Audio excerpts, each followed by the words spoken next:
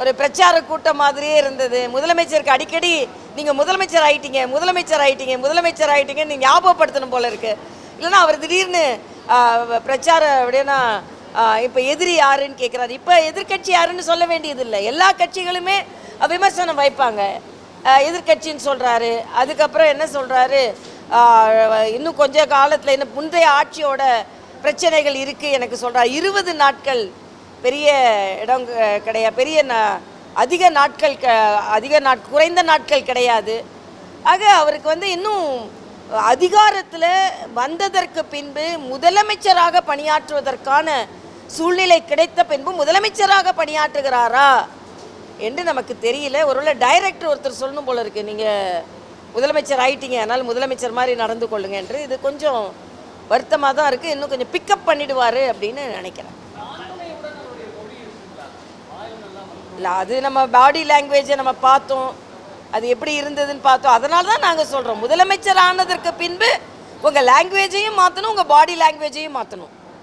உங்கள் லாங்குவேஜும் மாறலை, பாடி லாங்குவேஜும் மாறலை அப்படின்னா நீங்கள் இன்னும் பிரச்சார மூடிலே இருக்கீங்களா அப்படின்றது.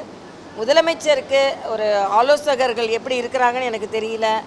அதனால் நீங்கள் வந்து இப்போ வந்து ஆலோசகர்கள் வச்சுக்கணும். கிளாப் அடித்தா சொல்கிறது இல்லை, இப்போது கிளாப் பண்ணாலும் சொல்கிறது இல்லை. ஆலோசகர் இருந்து அதற்கான அட்வைஸோடு நடந்து கொள்வது நல்லது என்பது எனது கருத்து.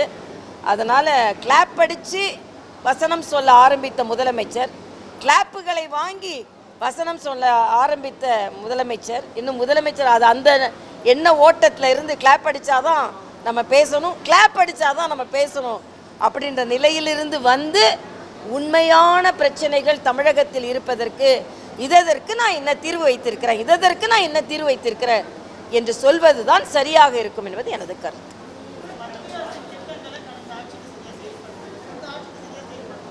இல்லை, நேற்று ஜல்ஜீவன் மிஷனுக்கு அவர்கள் ஒப்பந்தம் செய்திருக்கிறார்கள்.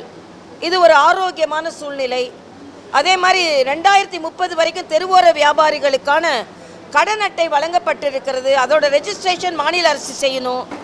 ஆக அது மாதிரி தான் PM ஸ்ரீ திட்டத்தையும் அவங்க ஏற்றுக்கொள்ளணும். அதனால் இது அரசியலை அரசியலாக பார்க்காமல் ஆட்சியாக பார்க்க வேண்டும் என்பது எனது கருத்து.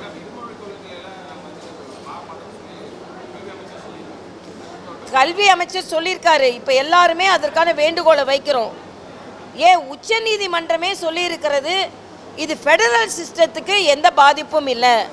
எல்லாரும் என்ன சொன்னாங்கன்னா, சென்ற ஆட்சியும் சரி இவங்களும் என்ன சரி, 3 மொழி என்பது மாநில அதிகாரத்திற்கு எதிரானதுன்னு சொன்னாங்க. உச்ச நீதிமன்றம் தெளிவாக சொல்லிவிட்டது, இது மாநில அதிகாரத்திற்கு எதிரானது அல்ல, அடிப்படை கட்டமைப்போடு நீங்கள் 3 மொழியை சொல்லிக் கொடுங்கள் என்று சொல்கிறார்கள். ஆக இதில் வந்து கட்டமைப்பை மேம்படுத்தி 3 மொழிகளை அவர்கள் விருப்பப்படி, இதில் மறுபடியும் சொல்கிறேன், மாணவர்களின் விருப்பப்படி கற்றுக்கொள்ள வேண்டும் என்பதான் நம்ம சொல்கிறோம். எங்கேயுமே அழுத்தம் இல்லை என்பது எனது கருத்து. அதோட இன்னைக்கு உயர்நீதிமன்றம் ஒரு கருத்தை சொல்லியிருக்கிறார்கள். தாம்பரத்தில் 193வது வார்டில் 22 தெருக்கள் ஒரு பகுதியிலிருந்து இன்னொரு பகுதிக்கு கொண்டு போகும்போது அந்த மக்கள் அதற்கு எதிர்ப்பு தெரிவித்திருக்கிறார்கள். அதை பற்றி சொல்லும்பொழுது நேற்று நீதிபதி என்ன சொல்லியிருக்கிறாருன்னா, தமிழக அரசில் அதிகாரிகள் எவ்வளவு கலெக்ஷன் போகலாம், எவ்வளவு லஞ்சம் வாங்கலாம், அப்படி தான் அவங்க எண்ணம் இருக்கிறதே தவிர செயலாற்றுவதில் அவர்கள் எண்ணம் இல்லை என்று உயர்நீதிமன்ற நீதிபதி தமிழக அதிகாரிகளை பற்றி சொல்லியிருக்கிறார். முதலமைச்சர் அவர்கள் அதிகாரிகள் விஷயத்தில் இன்னும் கவனம் செலுத்தி பழைய அதிகாரிகளின் அந்த நிழல் இல்லாமல் புதிதாக இவர்கள் சிறப்பாக செயலாற்றுவதற்கான முயற்சி செய்ய வேண்டும் என்பது எனது கருத்து. செய்திகளை உடனுக்குடன் தெரிந்து கொள்ள கீழ்கண்ட கேபிள் மற்றும் DTH நெட்வொர்க்குகளில் எம்நாடு செய்தி தொலைக்காட்சியை காணுங்கள். பாதகம் செய்பவரை கண்டால் நாம் பயம் கொள்ளலாகாது பாப்பா, மோதி மிதித்து விடு பாப்பா, அவர் முகத்தில் உமிழ்ந்து விடு பாப்பா. அண்மை செய்திகளை உடனுக்குடன் தெரிந்து கொள்ள இணைந்திருங்கள் எம்நாடு தொலைக்காட்சியுடன்.